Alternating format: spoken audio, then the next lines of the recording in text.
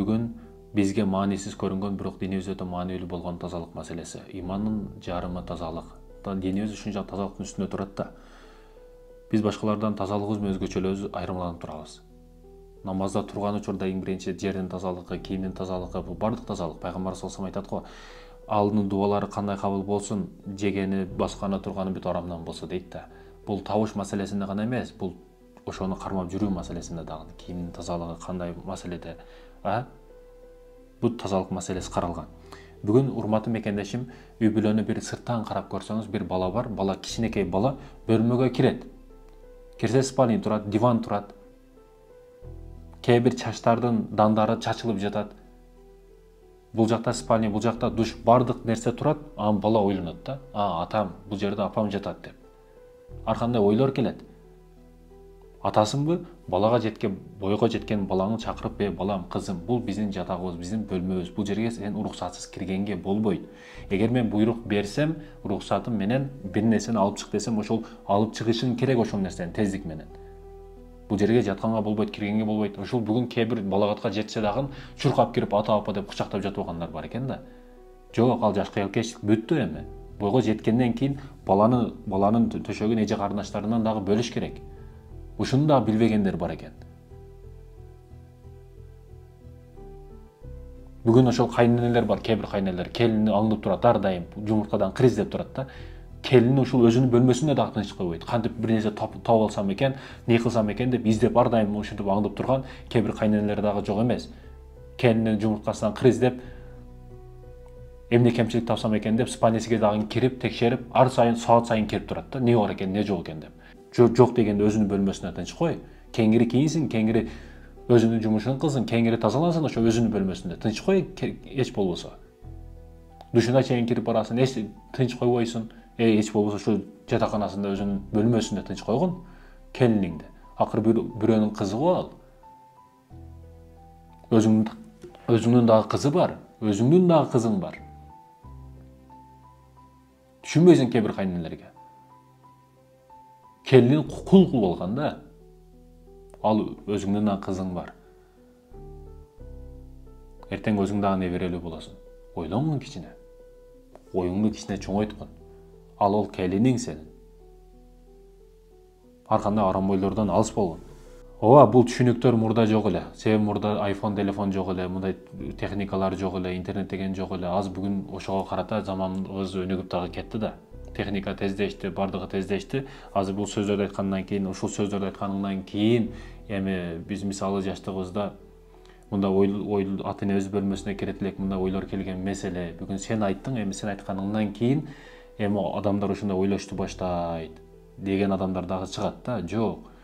Мурда биздин жеке менин жаштыгымда дагы мындай телефон деген, башка деген, интернет деген жок эле. Азыр бүгүн телефон деген бар, ар бир кадамда ар кандай нерселер болуп атат. Мисалы фильмдер дагы бүт бузулган. Кайненеси менен келини менен анасы мунусу деп ар кандай кыянаттын түрүн фильмдер иштеп атат. Ар нерселерди берип атканына байланыштуу бүгүн биз дагы алдын ала коркунучту алдын алуу максатында бүгүн бул маселелерди айтпасак болбойт. Ооба, кээ бир маселелер эскиче бойдон айтылбай турганы жакшы эле, бирок бүгүн техника башка өнүгүп, айтышка мажбур болуп атасың да киши. Тынч коюш керек. Келинди жок дегенде өзүнүн бөлмөсүндө кичине эс алганга, өзүнүн кийимин алмаштырганга өзүнө тынч коюш керек. Деп кире бериш кереги жок. Спальняга чейин текшерип, ар нерсе кылып. Келин турмушка чыкты, ал күйөөгө ишенип, күйөөгө барды да атайын. Ошол эрини деп барды ошол үйгө. Баргандан кийин ошол эринин күйөөсүнүн бир тууган иниси болобу, агасы болобу спальнясиге киргенге болбойт. Деп кире бербеш керек себепсиз. Анан мисалы келиндер тамак кылат, тамак кылышат, кайненеси тамак кылат, ким болбосун тамак кылган учурда, эже карындаштарыбыз тамак кылат, келиндер тамак кылат. Тамак кылган учурда ар дайым жок дегенде, мисалы ар дайым зикир менен, ар дайым салават менен тамак кыла албайсыз, бирок ошол туз кошкондо гана, бир эле туз кошкондо бир зикирди же бир салаватты өзүңүзгө адат кылып алсаңыз, бул тамагыңыз өтө берекелүү дегени, өтө дамдуу болот дегени, анан мааниге ээ болот дегени да. Себеби бул тамакты салават кошуп кылып атам деген түшүнүк адамда пайда болот дагы өзгөчө маани берип калат. себеби тамак эле кылып атам деген түшүнүк жок да. Демек зикир менен ушул адат менен чоңойгон балдар дагы ошол тамакты жеген эриңиз дагы бир ал тамактын күчү менен арам иш кылып кетпейт, ойноштук кылып кетпейт, зина кылып кетпейт. Ошол салават менен бышкан тамак менен да. Ошондуктан адат кылып алыңыз. Ар дайым салават менен кыла албасаңыз, жок деген туз кошкон учурда бир салават, бир зикирди адат кылып алыңыз. Туз кошкондо баары туз кошосуз да, туз көрөсүз, жок дегенде баары ошону адатка айландырып алсаңыз, бул нур үстүнө нур болот. Кир жууган учурда.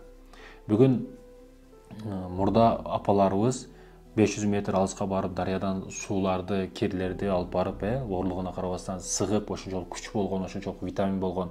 А бүгүн кыздарыбызда витамин жок, колдору назик, кичинеге колу кайрылып калат, сынып калат, башка болот. Ошол маселелерди бүт негиздүү алып, бүгүн кир машиналар чыккан. Кир машиналар өтө ар тараптуу болуп кетти. Бирок эркек кишилер кир машина алып аткан учурда ошол соода саттык маселесинде сурап алыш керек. Биздин шариятыбызда 3 жолу сыкса, 3 жолу тазаласа, ошондо najasаттан аруу болот, таза болгон болуп эсептелет да.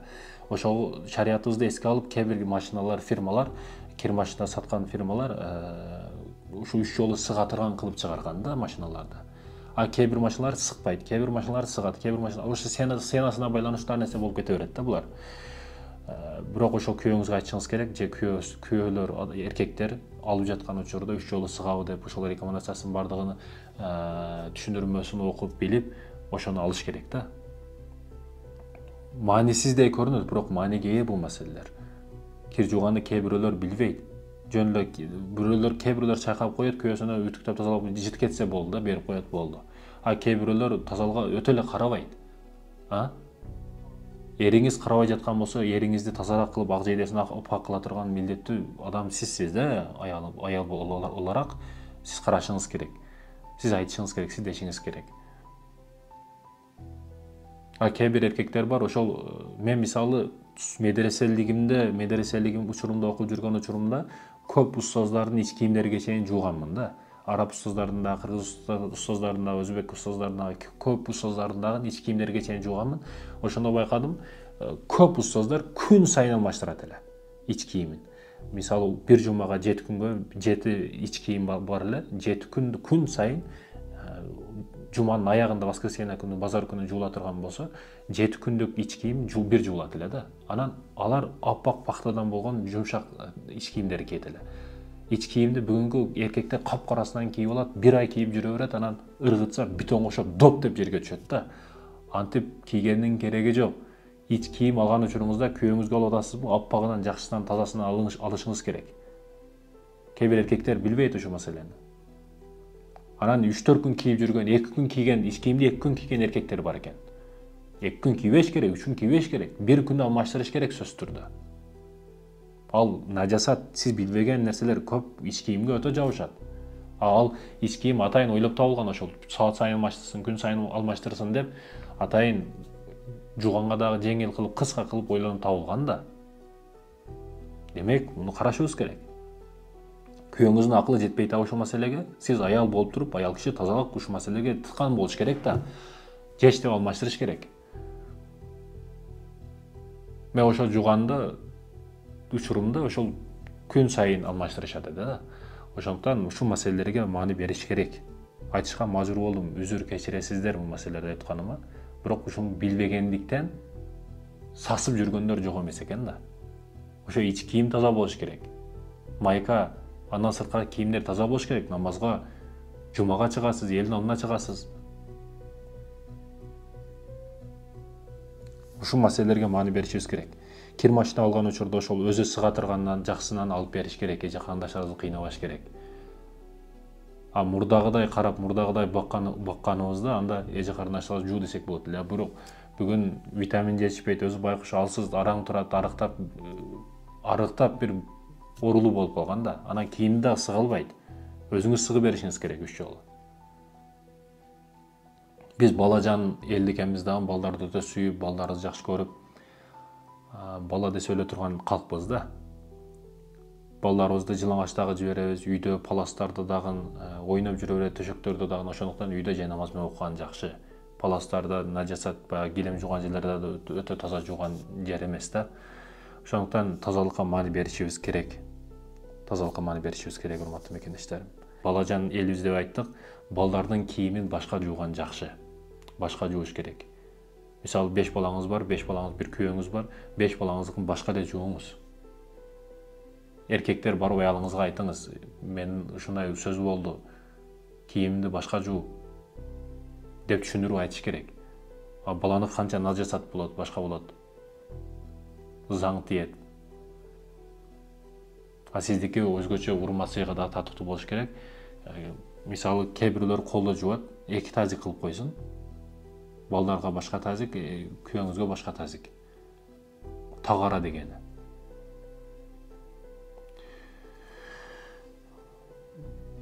Балдардыкын башка жууш керек да, ушуга аракет кылышыбыз керек. Шарт эч эле болбой жаткан болсо, анда балдардыкын башка бир колдо жууп туруп, андан кийин чогуу салса болот да. Болбосо кыйын маселе. Ошол ич кийим маселесин да караш керек. Ич кийим маселесин өзгөчө маани беришибиз керек экен. Анан дөөлөттүү болгон аялды же дөөлөттүү болгон үй бүлөнү билгин келсе, казанын кара дейт да. Жакшы бала от карайт, жаман бала казан карайт деген маселе эмес.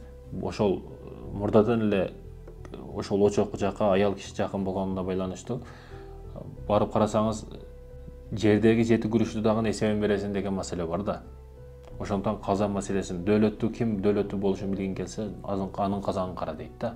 Бүгүн аял киши оларак аял киши казанга жакын болот, продукттарын туура тармактап бөлүш керек. Себепсиз ысырап тамактарды кылбаш керек.